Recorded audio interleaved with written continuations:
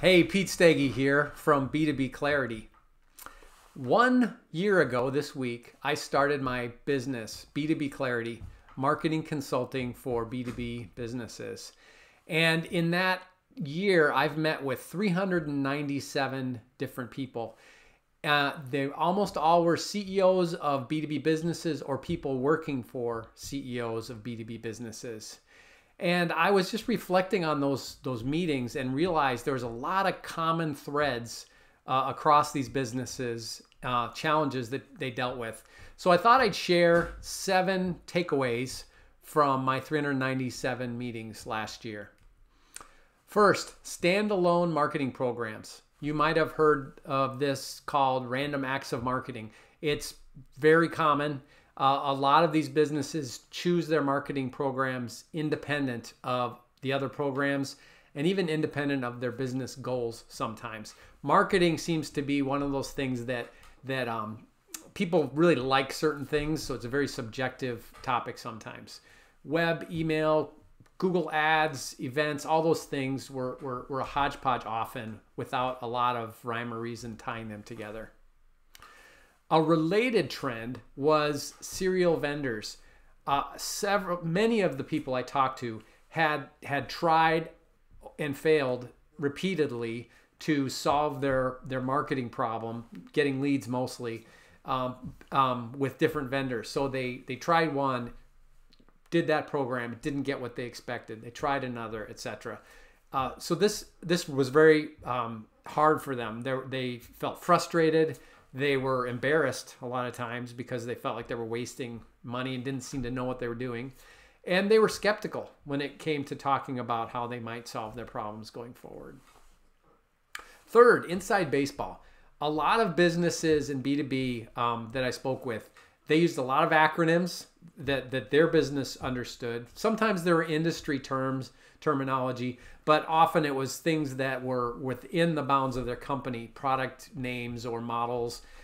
They had too many details in their conversations with their clients, and they kind of missed the fact that a lot of that just isn't heard, right? They assumed their audiences were like who they were, rather than thinking of where their audiences are at and what they need to hear to break through. Another common thing was people not thinking about their existing customers enough. Many companies are really focused on getting new customers, getting new leads. They see that as the solution to their revenue or their growth. Many times I found situations where they were surprised when we figured out together that actually their bigger opportunity was with customers that they already had that they could grow or retain much better if they invested and focused on satisfying them and expanding their opportunities. They didn't see the bird in the hand, right, instead of the two in the bush. Another thing I saw was lack of an overarching message, something to pull their story together in a way that was reinforcing. So they would talk about their offerings often, or they'd talk about things based on some new information or a new model. And what that sometimes does is it means that you're hearing different things that don't relate and don't tie together. What I found is messages that start with the customer pain and what the customer needs tend to stay consistent longer over time and over changes and over across different products as well. So a lot of companies were missing that organizing story. Second to the last one, these last two were the most common. Companies wanted to be found. They often were unknown in their market. And I think this is a common situation if you're a small B2B firm, especially if you're not investing or you haven't invested in marketing, or even more if you're a startup or new in your market. Other businesses were trying to move from their legacy market to a new market where they were unknown there, even though their current customer base knew them really well. And they didn't know how to fix this. This was a common ask from the businesses.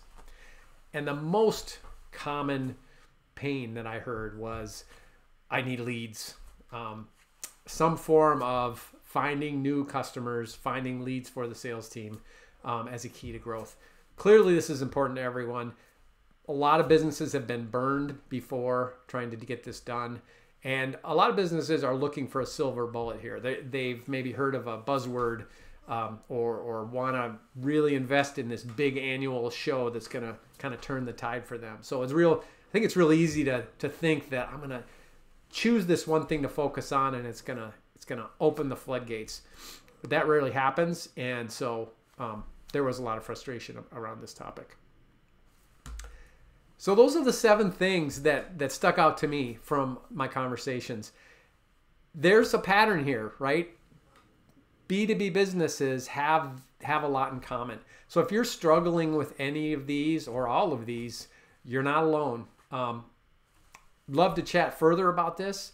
Reach out to me on LinkedIn or on my website.